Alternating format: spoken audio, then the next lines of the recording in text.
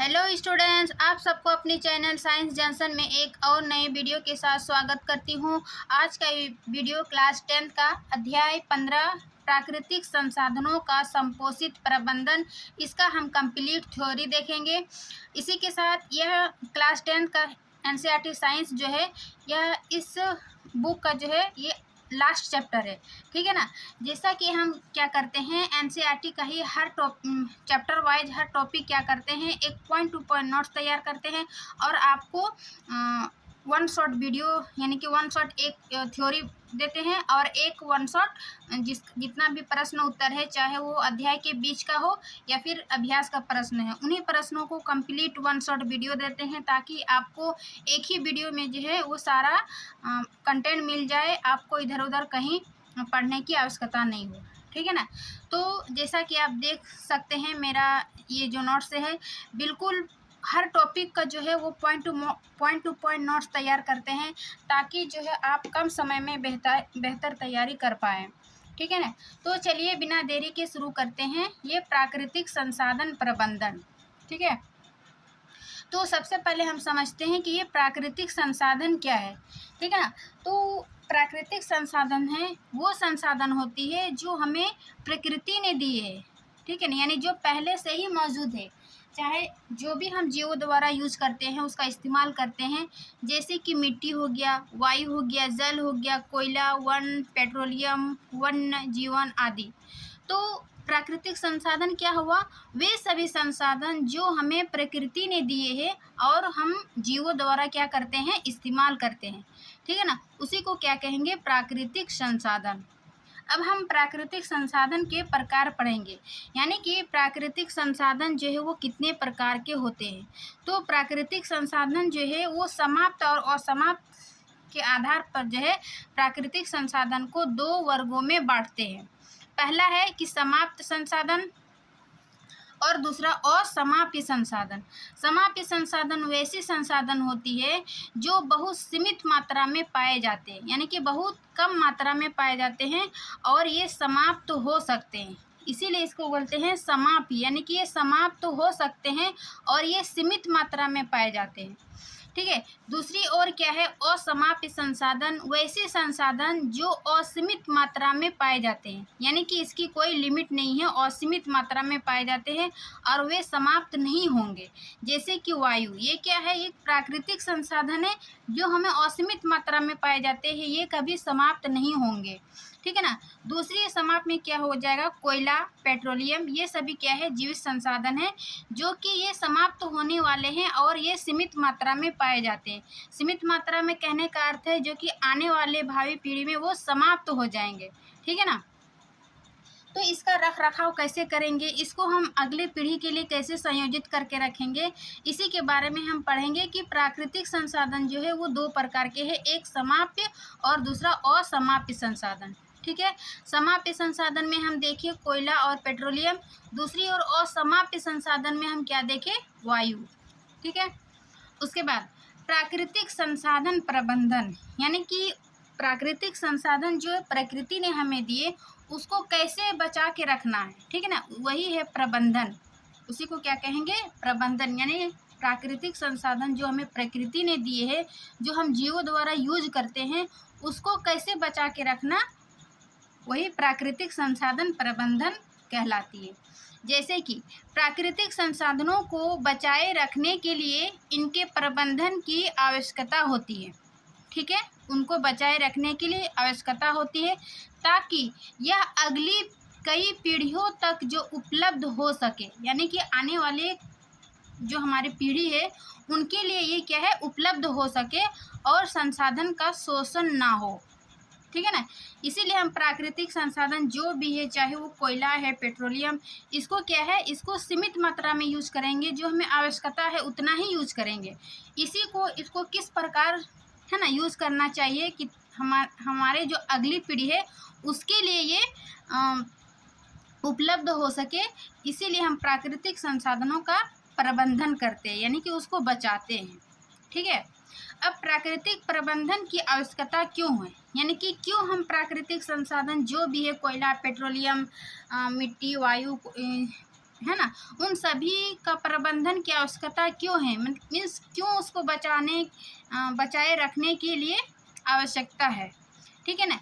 तो इसका ये पॉइंट टू पॉइंट नोट्स लिखिएगा कि यह संसाधन जो है वो सीमित है, यानी कि पहला पॉइंट हो गया कि क्यों प्रबंधन की आवश्यकता क्यों है।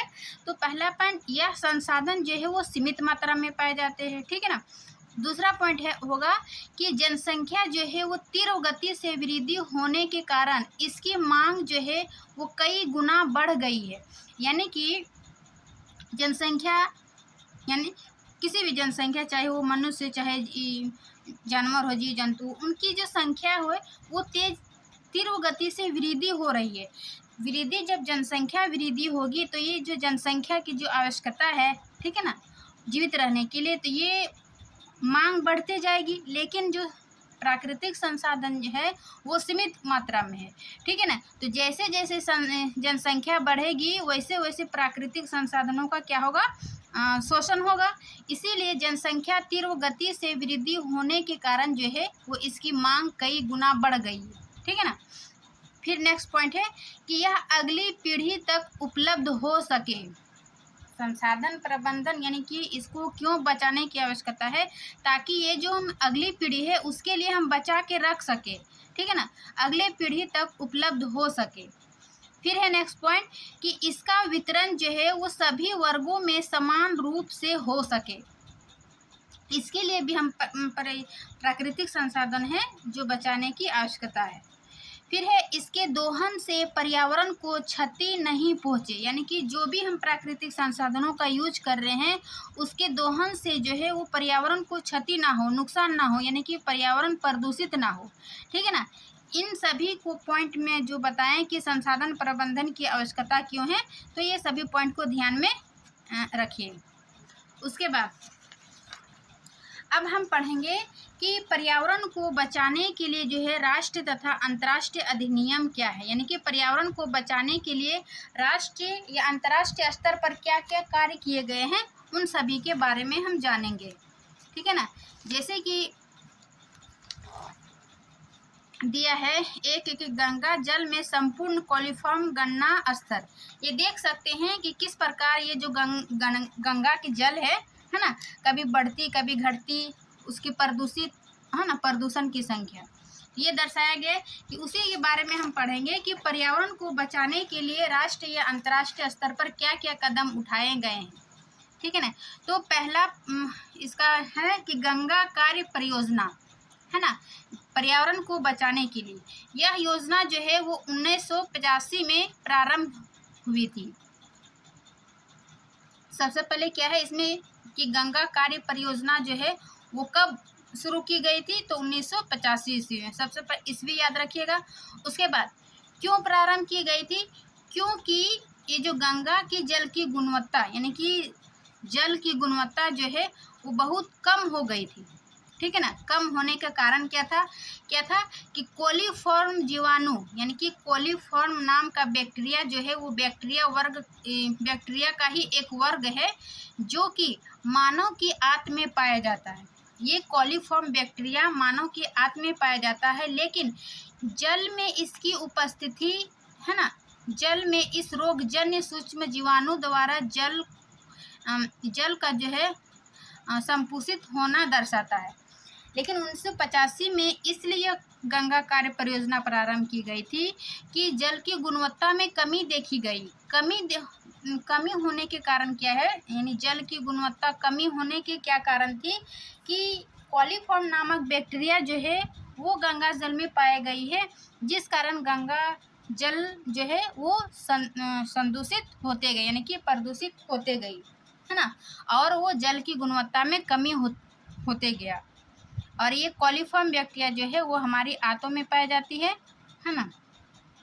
तो इस प्रकार गंगा के पानी को, यानी गंगा के जल को बचाने के लिए ये 1985 में गंगा कार्य परियोजना शुरू की गई, जो कि पर्यावरण को बचाने के लिए ये कदम उठाया गया। ठीक है ना। अब है पर्यावरण को बचाने के लिए 5R का पालन करना चाहिए। पर्यावरण को बचाने के लिए कभी कभी हम 3R पढ़ते हैं। ठीक है ना, 3R या फिर 5R। तो 3R भी पढ़ते हैं, लेकिन हम यहाँ 5R के बारे में पढ़ेंगे, ताकि हम जो है इसमें कंप्लीट पर्यावरण के बचाने के लिए जो जितने भी R है यानी कि 5R उसका पालन करेंगे। जैसे पहला है कि रिफ्यूज़। रिफ्यूज़ मीन्स क्या हुआ? इनकार, ठीक है ना। फिर दूसरा है रिड्यूस, मीन्स कम यूज करना, कम उपयोग करना। फिर है रीयूज़। रीयूज़ मीन्स क्या होगा? पुनः उपयोग करना। फिर है चौथा रीपर्पज, यानी कि पुनः प्रयोजन। फिर ये पांचवा रिसाइकल, यानी कि पुनः चक्रण। तो इस प्रकार हम पर्यावरण को बचाने के लिए 5 प्रकार के आर पढ़ते हैं, ठीक है ना। 5 प्रकार के आर क्या क्या पढ़ते हैं देख लिए, रिफ्यूज, रिड्यूस, रीयूज और रिपर्पज और रिसाइकल, ठीक है ना। अब इन सभी को एक एक करके जानेंगे कि क्या है रिफ्यूज, रिड्यूस, रीयूज, ठीक है ना। तो पहला देखते हैं कि रिफ्यूज। रिफ्यूज क्या है? यानी कि इनकार क्या है? कि जिन वस्तुओं की आवश्यकता नहीं है उन्हें लेने से इनकार करना, ठीक है ना। पर्यावरण हित के लिए हम यानी पर्यावरण को बचाने के लिए हम 5 यानी 5R का पालन करना चाहिए।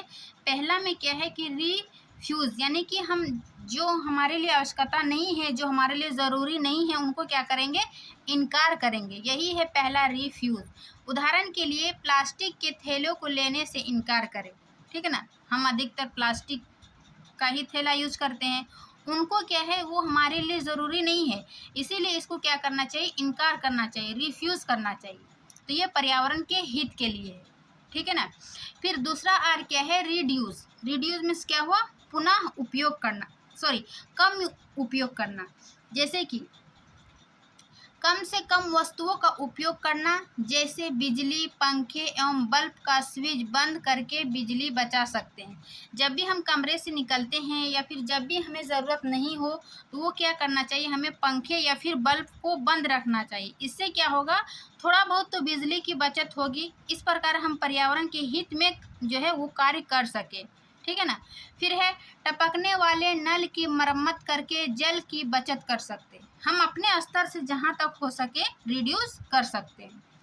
फिर है रीयूज़। रीयूज़ में क्या करते हैं? हम उसको पुनः उपयोग करते हैं। पुनः उपयोग में हम क्या करते हैं कि इसमें हम किसी वस्तु का बार बार उपयोग करते हैं, ठीक है ना। रीयूज यानी कि बार बार उपयोग करना। किसी वस्तु का क्या करेंगे? बार बार उपयोग करते हैं। जैसे पुनः लिफाफों को फेंकने की अपेक्षा उनको फिर से उपयोग में लेना। जो भी हम पुरानी पेपर वगैरह फेंक देते हैं उसको क्या करेंगे? फिर से यूज़ में लेना है। जैसे प्लास्टिक के डिब्बों का उपयोग में रसोई घर में वस्तुओं को रखने के लिए करना। प्लास्टिक का है ना बहुत सारे, कहने का अर्थ है कि जब हम कबाड़ से देखिएगा कि बहुत से हाथों में हुनर होती है कि कबाड़ से जुगाड़, है ना, यानी कि कबाड़ से वो जुगाड़ बना लेता है। कोई भी प्लास्टिक का डब्बा हो या फिर पेपर हो, उसको फेंकने से पहले कुछ घर को सजाने के लिए आइडिया ऐसे बना लेते हैं। तो इस प्रकार जो है इसको हम बार बार यूज करने से क्या होगा? ये पर्यावरण के हित में 3R यानी कि रीयूज हो जाएगा, ठीक है ना। फिर चौथा है रीपर्पज। रीपर्पज में कहने का अर्थ क्या है कि इसका अर्थ यह है कि जब कोई वस्तु जिसका उपयोग के लिए बनी है, ठीक है ना, जब उस उपयोग में नहीं लाई जा सकती है तो उसे किसी अन्य उपयोगी कार्य के लिए प्रयोग करें। जैसे कि टूटे फूटे चीनी मिट्टी के बर्तनों में पौधे लगाना। रिपर्पज यानी कि पुनः प्रयोजन। जिस उद्देश्य के लिए जिस वस्तु उपयोग करने के लिए लाए हैं, यदि वो टूट फूट जाती है और उसका उपयोग नहीं लाई जा सकती है तो उसका हम दूसरे तरीक़ा से यूज कर सकते हैं, है ना। जैसे कि टूटे फूटे चीनी की मिट्टी बर्तन, उसको हम मिट्टी डाल करके पानी क्या करेंगे? उसमें छोटा छोटा पौधा लगा देंगे। तो इस प्रकार क्या हो जाएगा कि दूसरे यूज़ के लिए लाए थे लेकिन दूसरे यूज़ में लगे, यानी कि पुनः प्रयोजन, रीपर्पज हो गया। तो इस प्रकार ये चौथा आर हो गया। अब पांचवा आर देखेंगे हम, रिसाइकल, ठीक है ना। रिसाइकल में क्या हुआ? पुनः चक्रण। यानी जैसे कि हमें प्लास्टिक, कागज, कांच, धातु की वस्तुएं तथा ऐसे ही पदार्थों का पुनः चक्रण करके उपयोगी वस्तु बनानी चाहिए। यानी कि जो यूज़ के लिए लाए थे, जैसे प्लास्टिक, कागज़, धातु, इनको क्या करते हैं, पुनः चक्रण कर सकते हैं। पुनः चक्रण मीन्स जैसे कि हम बताए थे रीपर्पज़, है ना, पुनः प्रयोजन। उसी प्रकार रिसाइकल, पुनः चक्रण कर सकते हैं इन प्लास्टिक, कागज़, कांच के धातु, इन सभी वस्तुओं की। ठीक है ना। अब एक है संपोषित विकास, है ना, कि संपोषित विकास क्या है ना। संपोषित प्रबंधन चैप्टर प्राकृतिक संसाधन हम पढ़े कि प्राकृतिक संसाधन क्या है, प्राकृतिक संसाधन कितने प्रकार है, प्राकृतिक संसाधन को बचाने की क्यों आवश्यकता है, फिर है ना, फिर पर्यावरण को बचाने के लिए राष्ट्र तथा अंतर्राष्ट्रीय स्तर पर क्या कदम उठाए गए हैं, उसमें से हम गंगा कार्य योजना पढ़े। उसके बाद हम पर्यावरण के 5R के बारे पढ़े। अब हम पढ़ेंगे संपोषित प्रबंधन। ठीक है ना, यानी कि संपोषित प्रबंधन या संपोषित विकास क्या है। ठीक है, तो मनुष्य की जो वर्तमान आधारभूत आवश्यकताओं की पूर्ति एवं विकास के साथ साथ भावी संतति के लिए भी संसाधनों का संरक्षण करना संपोषित विकास कहलाता है। कहने का अर्थ है कि जो हमें प्राकृतिक पर्यावरण में पढ़े, है ना, कि वो सीमित मात्रा में पाए जाते हैं और वो समाप्त हो सकते हैं प्राकृतिक संसाधन में, समाप्य संसाधन में। ठीक है ना, तो जो हमें वर्तमान में यूज़ हो रहा है, ठीक है ना, वर्तमान आधारभूत आवश्यकताओं की पूर्ति हो रहा है, इसके साथ साथ ही हम सोचेंगे कि हमारे अगली पीढ़ी के लिए भी ये उपलब्ध हो। ठीक है ना, उसके लिए क्या करते हैं, संसाधनों को संरक्षण करते हैं, उसी को क्या कहेंगे, संपोषित विकास, ताकि ये हमारे अगले पीढ़ी में भी उपलब्ध हो, चाहे वो कोयला हो, पेट्रोलियम है, जो भी प्राकृतिक संसाधन है। ठीक है ना, तो इस प्रकार ये संपोषित विकास हुआ। अब है नेक्स्ट पॉइंट कि वन्य एवं वन्य जीवन। ठीक है ना, क्योंकि ये प्राकृतिक संसाधन पर्यावरण से जुड़ी हुई है, तो ये इसमें हो जाएगा कि वन्य एवं वन्य जीवन, यानी कि वन और वन्य जीवन के बारे में क्या है।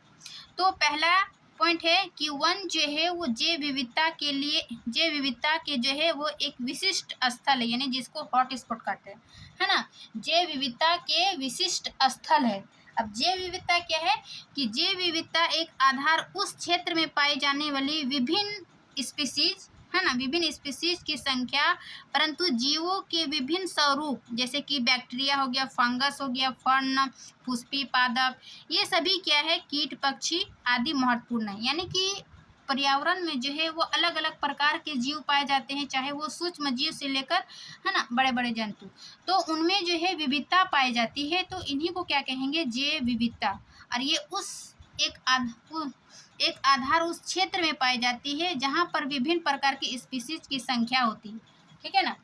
अब ये क्या है नेक्स्ट पॉइंट कि विविधता के नष्ट होने से जो है वो पारिस्थितिक स्थायित्व, यानी कि इकोलॉजिकल स्टेबिलिटी जो है वो नष्ट हो जाती है।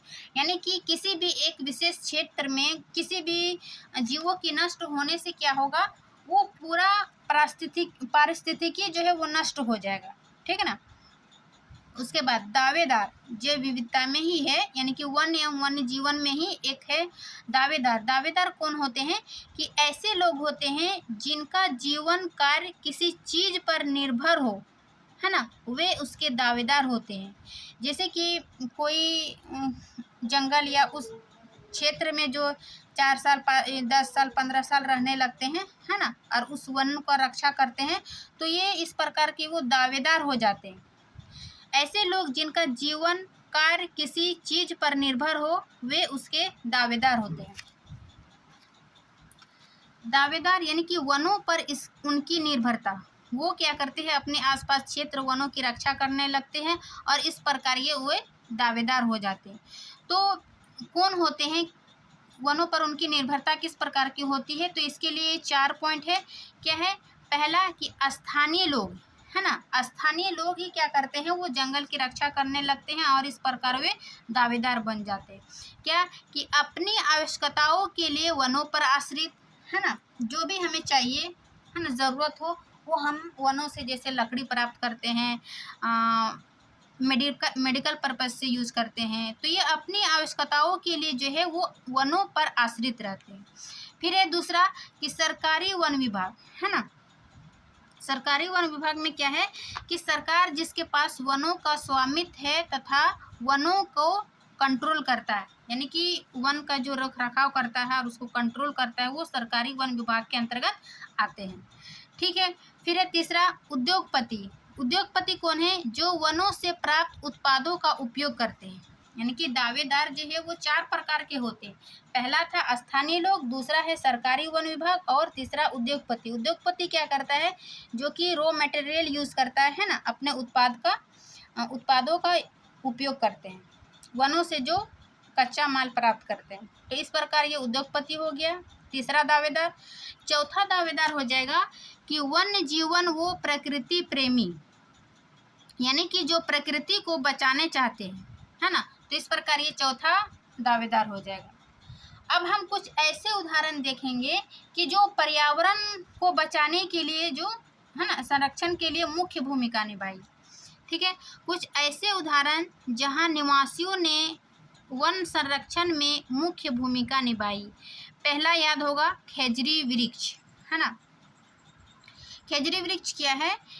यह इसको कौन बचाया था? यानी कि ये अमृता देवी बिश्नोई, ये एक महिला है, ठीक है ना। अमृता देवी बिश्नोई ने 1731 ईस्वी में राजस्थान के जोधपुर में, ठीक है ना, एक गांव में खेजरी वृक्ष को बचाने के लिए 363 लोगों के साथ अपने आप को बलिदान कर दिया। इसीलिए ये पर्यावरण को संरक्षण करने के लिए एक खेजरी वृक्ष जो है वो अमृता देवी बिश्नोई जो एक महिला है 1731 ईस्वी में, वो राजस्थान के जोधपुर में एक गांव में खेजरी वृक्ष को बचाने के लिए 363 लोगों के साथ ये अपने आप को बलिदान कर दिया। ठीक है ना। फिर दूसरा व्यक्ति आता है इसी में, नहीं, भारत सरकार ने जो है वो जीव संरक्षण के लिए अमृता देवी बिश्नोई राष्ट्र पुरस्कार की घोषणा की, जो उनकी स्मृति में दिया जाता है। ये पर्यावरण से संबंधित है। दूसरा था चिपको आंदोलन, ठीक है ना, जो आपके बुक में दिया है उसी को हम लेंगे, है ना। वैसे पर्यावरण से संबंधित तो बहुत है, लेकिन एनसीईआरटी यानी आपके क्लास 10th में 2 ही है, एक है खेजरी वृक्ष और दूसरा है चिपको आंदोलन। चिपको आंदोलन कहाँ हुआ था? कि यह आंदोलन गढ़वाड़ के रेनी नाम के गांव में हुआ था, ठीक है ना। गढ़वाड़ के रेनी नाम के गांव में हुआ था। वहां की महिलाएं जो है वो उसी समय वन पहुंच गई जब ठेकेदार के आदमी वृक्ष काटने लगे थे, है ना। आसपास के वृक्ष को जब काटने लगे, यानी गढ़वाड़ के रेनी नाम के गांव में, तो वहां के लोग महिलाएं ने जो है वृक्ष काटने लगे, वहां पहुंच गए। महिलाएं क्या किया? पेड़ों से चिपक कर खड़ी हो गई और ठेकेदार के आदमियों को वृक्ष काटने से रोक दिया। ठीक है। यह आंदोलन तीव्रता से बहुत से समुदायों में फैल गया और सरकार को वन संसाधनों के उपयोग के लिए प्राथमिकता निश्चित करके पुनः विचार करने पर मजबूर कर दिया। ठीक है ना। यानी कि वहाँ के स्थानीय महिलाएं क्या किए थे? पेड़ों से जब ठेकेदार वृक्ष काटने लगे तो ये क्या किए? पेड़ों से जाके चिपक गए और पेड़ काटने से रोक दिए। तो इस प्रकार ठेकेदार जो है वो मजबूर होकर क्या किया? चिपको आंदोलन इसी के विचार पर चलाया गया। फिर है तीसरा, पश्चिम बंगाल के वन विभाग ने क्या है छतिए हुए साल के वृक्ष को आरावाड़ी वन क्षेत्र में नया जीवन दिया। ये पश्चिम बंगाल है ना। साल के वृक्ष को आरावाड़ी वन क्षेत्र में नया जीवन दिया। ये था पर्यावरण से संबंधित जो भी वन संरक्षण थे, है ना, जहाँ के निवासियों ने वन संरक्षण में मुख्य भूमिका निभाई। ये है अमृता देवी बिश्नोई। और हम यहाँ देखें चिपको आंदोलन। अब हम देखेंगे सभी के लिए जल, जो भी प्राकृतिक संसाधन है ना। एक है जल। जल क्या है? कि जल पृथ्वी पर पाए जाने वाले सभी जीवों की मूलभूत आवश्यकता। ये तो सभी को पता है कि जल जो है वो पृथ्वी पर पाए जाने वाले सभी जीवों की जो है वो मूलभूत आवश्यकता है। मूलभूत मीन्स उसका मूल, जल के बिना कुछ नहीं। जल है तो जीवन है। ठीक है। वर्षा जल हमारे लिए जल का एक महत्वपूर्ण स्रोत है। ठीक है। भारत के कई क्षेत्रों में बांध, तालाब और नहरें सिंचाई के लिए उपयोग किए जाते हैं। बांध के लिए कई क्षेत्रों में क्या है, बांध, तालाब और नहरें सिंचाई के लिए उपयोग की जाती है। सिंचाई यानी कि जो खेती उती करते हैं उसके लिए जो पानी की जो साधन होती है ना, वो सिंचाई कहलाती है। पहला है बांध। बांध क्या है, बांध में क्या करते हैं, जल संग्रहण काफ़ी मात्रा में किया जाता है, यानी कि जल का जो है वो स्टोर करते हैं। वो बांध में जल संग्रहण काफ़ी मात्रा में किया जाता है, जिसका उपयोग सिंचाई में ही नहीं बल्कि विद्युत उत्पादन में भी किया जाता है। यानी कि वर्षा के जल को क्या करते हैं, एक बांध बना के रखते हैं या फिर बांध ही बनाया जाता है। उसमें क्या होता है, सिंचाई के लिए भी यूज होता है और उससे बिजली उत्पादन भी किया जाता है ना। तो इस प्रकार जल का संग्रह करते हैं। अब क्या है कि कई कई नदियों के जल प्रवाह को नियंत्रित करने के लिए बांध बनाए गए है ना। कुछ कुछ ऐसी नदियां हैं जो कि उसमें सालों भर पानी बहती है, बाढ़ भी आ जाती है, इसलिए उसमें क्या क्या है कि बांध बनाया गया है ना। जैसे कि टिहरी बांध। टिहरी बांध कौन सी नदी पे है, भागीरथी नदी पर, ठीक है ना। दूसरा है सरदार सरोवर बांध, ये नर्मदा नदी में बनाया गया। तीसरा है भाखड़ा नांगड़ बांध जो कि सतलुज नदी पे बनाया गया, ठीक है ना। जो आपके बुक में है उसी को हम लिए हैं, ठीक है ना, ज़्यादा एक्स्ट्रा कुछ नहीं लिए। उसके बाद बांधों के लाभ, यानी कि बांध के क्या लाभ है, तो पहला हो जाएगा कि सिंचाई के लिए पर्याप्त जल सुनिश्चित करना, यानी कि सिंचाई के लिए हम यूज़ करते हैं। दूसरा है विद्युत उत्पादन के लिए। तीसरा है क्षेत्रों में जल लगातार वितरण होना, यानी कि आसपास के क्षेत्रों जो है वो बांध से ही यूज है ना, जल का यूज़ करते हैं। इस प्रकार बांध का लाभ देखें। अब हम बांध के हानियां भी देख लेते हैं कि बांध के क्या हानियां हैं। तो पहला है सामाजिक समस्याएं, दूसरा है पर्यावरण समस्या और तीसरा है आर्थिक समस्या। सामाजिक समस्या में क्या है, पहला पॉइंट कि बड़ी संख्या में किसान एवं आदिवासी क्या करते हैं, विस्थापित होते हैं, है ना। दूसरा है उन्हें मुआवजा भी नहीं मिलता।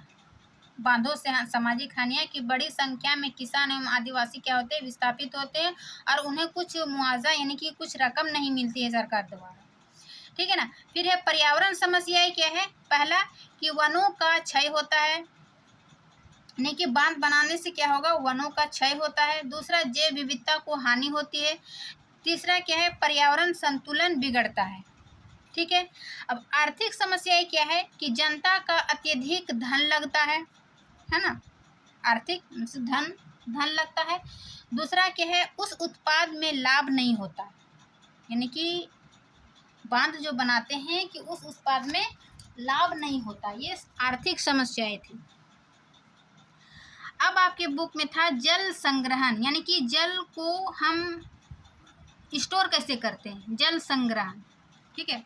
तो जल संग्रहण यानी कि इसका मुख्य उद्देश्य भूमि एवं जल के प्राथमिक स्रोतों का विकास करना, ठीक है ना। भूमि एवं जो प्राकृतिक जल है या फिर भूमि जल, उसको क्या करते हैं, प्राथमिक स्रोतों का विकास करना, ठीक है ना।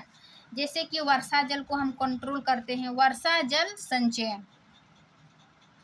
वर्षा जल संचयन से वर्षा जल को भूमि के अंदर भूम जल के रूप में संरक्षित किया जाता है ना। यानी कि वर्षा जल जो है उसको हम क्या करते हैं, बांध बनाकर या गड्ढा बनाकर वर्षा जल के भूमि के अंदर भूम जल के रूप में संरक्षित किया जाता है, सुरक्षित रखते हैं, ठीक है ना, स्टोर करके रखते हैं। अब जल संग्रहण जो है वो भारत में बहुत प्राचीन संकल्पना है, यानी कि जल संग्रहण यानी कि जल को स्टोर करने का ये एक प्राचीन विधि से ही चल रही है ना। जैसे कि कुछ पुराने जल संग्रहण के तरीके, यानी कि जैसे राजस्थान में कैसे जल को संग्रहण, कैसे जल को स्टोर करके रखता था, तो उसको बोलते थे खादीन या बड़े पात्र या नाड़ी, है ना। उसमें क्या करते, वर्षा के जल को संचयन करके रखते थे। फिर है महाराष्ट्र में बंधारस एवं ताल, मध्य प्रदेश एवं यूपी में बंदिश, बिहार में आहार या फिर पाइन, ठीक है। ये अलग अलग राज्य का अलग अलग तरीका था। तमिलनाडु एरिस, हिमाचल प्रदेश का कुल, दिल्ली का बावड़ी, है ना।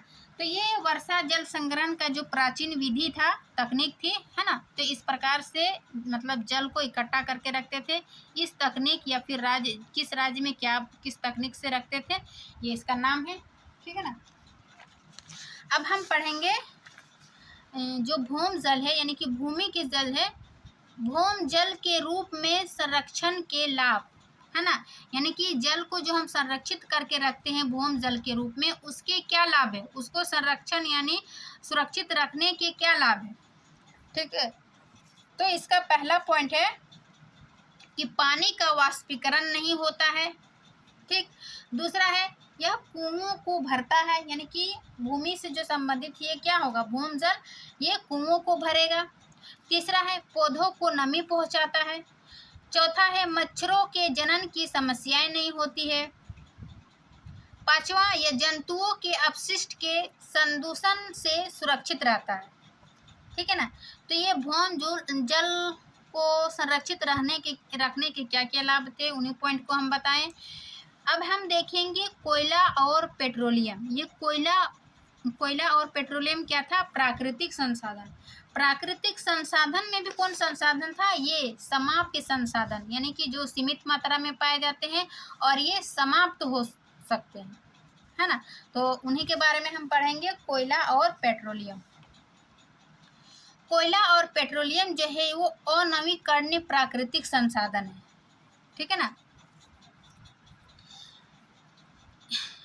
कोयला और पेट्रोलियम क्या है, ये भी एक जीवाश्म ईंधन भी कहते हैं, इन्हें जीवाश्म ईंधन भी कहते हैं, क्योंकि ये जो पृथ्वी के अंदर यानी कि जब कोई जीव जंतु या फिर पेड़ पौधे, है ना, वो पृथ्वी के अंदर दब जाती है तो वो करोड़ों वर्ष लग जाती है उसको जीवाश्म ईंधन बनने में, है ना। जीवाश्म ईंधन में आ गया कोयला और पेट्रोलियम, तो इन्हें जीवाश्म ईंधन भी कहते हैं।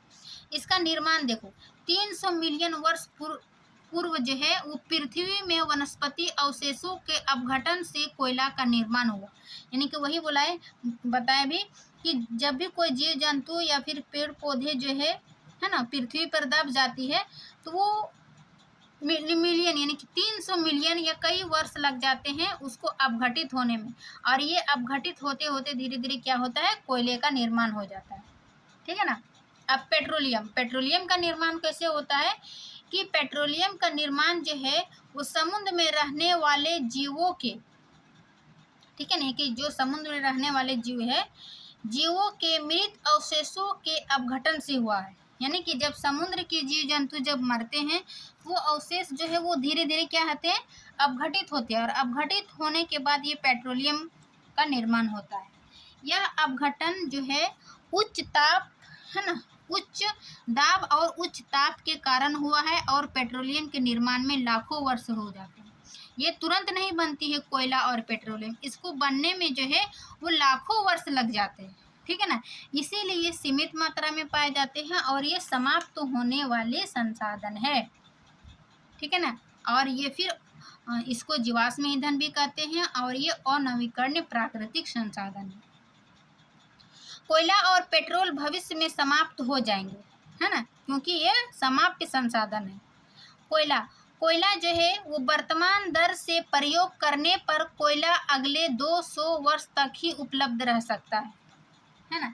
यदि जो कोयला अभी हम यूज कर रहे हैं तो उनको बनने में तो लाखों वर्ष पीछे गए होंगे ना, लाखों वर्ष लगे तब अभी हम जो कोयला का यूज कर रहे हैं, उसी प्रकार अभी लाखों वर्ष लगेंगे जो हमारे अगले पीढ़ी यूज करेंगे। इसीलिए उसको बोले कि अगले 200 वर्ष तक ही उपलब्ध रह सकता है। तो इसको क्या है, हमें सीमित मात्रा में यूज़ करना चाहिए, आवश्यकता के अनुसार ही यूज़ करना चाहिए। इसको पर्यावरण से संबंधित जो 4 आर यूज किए हैं ना, कि पुनः यूज करना चाहिए। कोयला का भी पुनः यूज कर सकते हैं, एक बार जलाएंगे फिर उसको पानी में है ना बुझाकर फिर उसको रीयूज कर सकते हैं। फिर है दूसरा पेट्रोलियम। वर्तमान दर में प्रयोग करने पर पेट्रोलियम केवल अगले 40 वर्षों तक ही मिलेगा। अब 40 वर्षों के बाद फिर है ना समाप्त तो हो जाएगा। इसीलिए इसको सीमित मात्रा में यूज करना चाहिए, आवश्यकता के अनुसार ही यूज करना चाहिए। हमें पेट्रोल डीजल से चलने वाली ईंधनों का कम यूज करना चाहिए, है ना।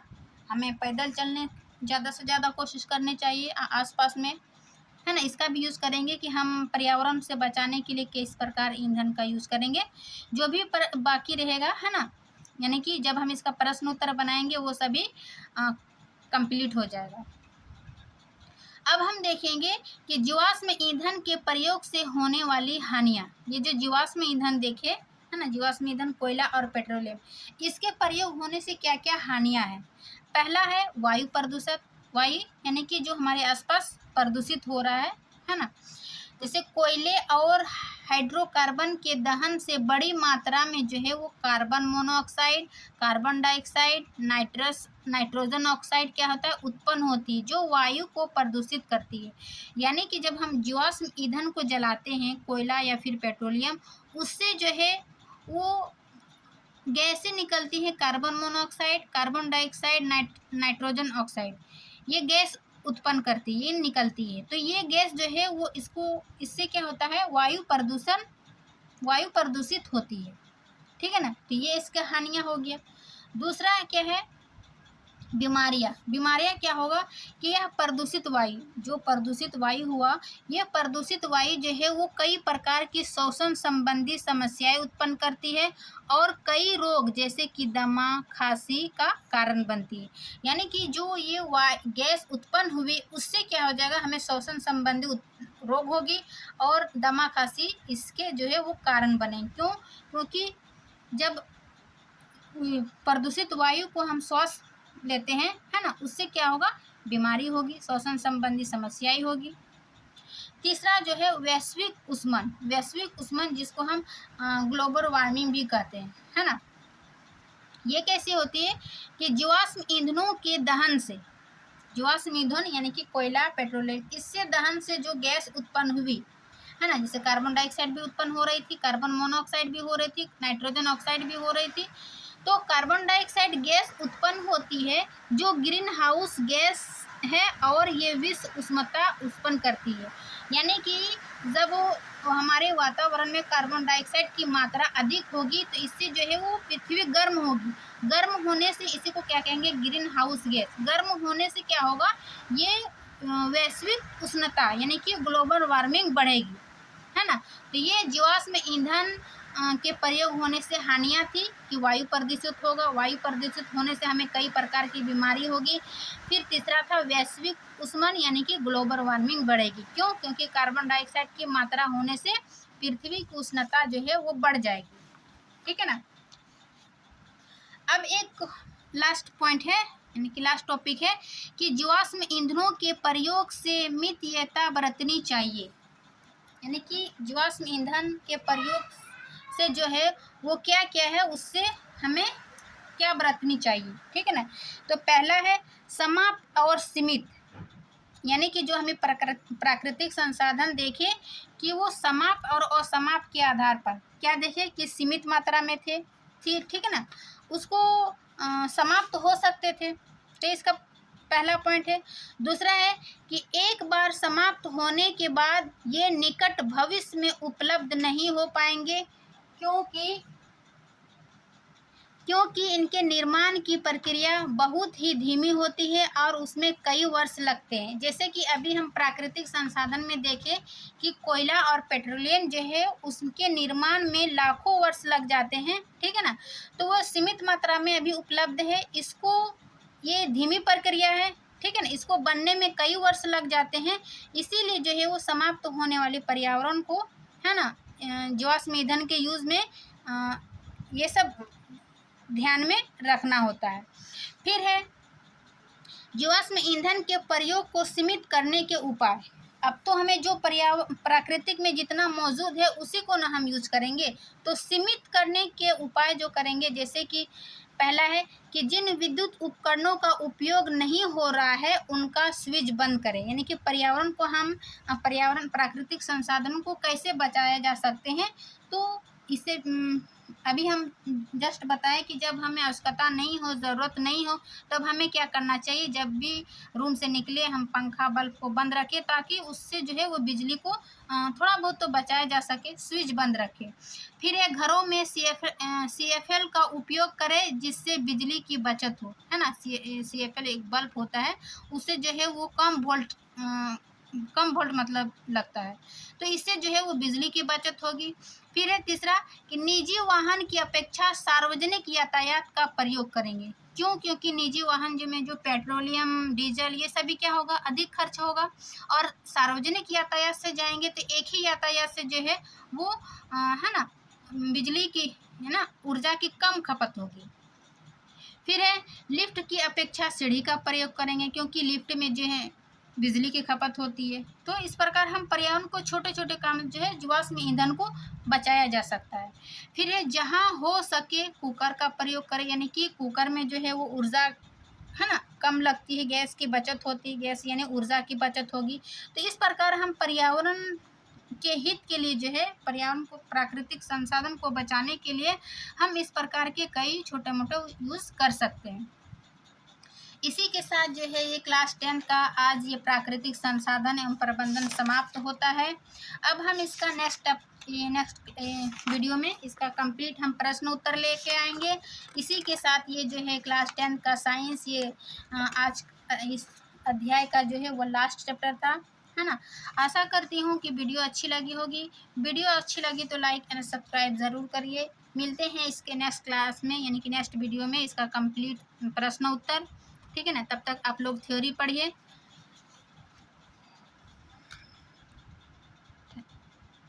मिलते हैं नेक्स्ट वीडियो में, तब तक के लिए थैंक यू।